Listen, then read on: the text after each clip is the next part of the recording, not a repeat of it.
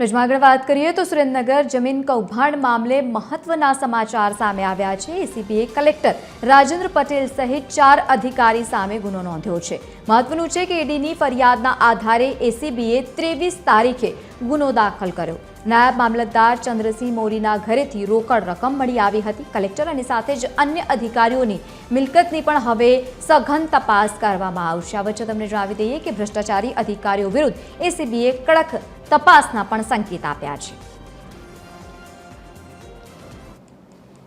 અને એમાં ચંદ્રસિંહ મોરી નાયબ મામલતદાર, ડૉક્ટર રાજેન્દ્ર પટેલ કલેક્ટર, મયુર ગોહિલ ક્લાર્ક જિલ્લા કલેક્ટર કચેરી સુરેન્દ્રનગર અને જયરાજસિંહ ઝાલા PA2 કલેક્ટર આમના વિરુદ્ધ સુરેન્દ્રનગર એસીબી પોલીસ સ્ટેશન ખાતે ઈડીના સિનિયર અધિકારી દ્વારા અપાયેલી ફરિયાદના આધારે પ્રિવેન્શન ઓફ કરપ્શન એક્ટની કલમ 7, કલમ 12, 13(1)(b) અને 13 મુજબ ગુનો દાખલ કરેલો છે અને એને સંલગ્ન જે પણ આગળની કાર્યવાહી છે અમે હાલ કરી રહ્યા છીએ।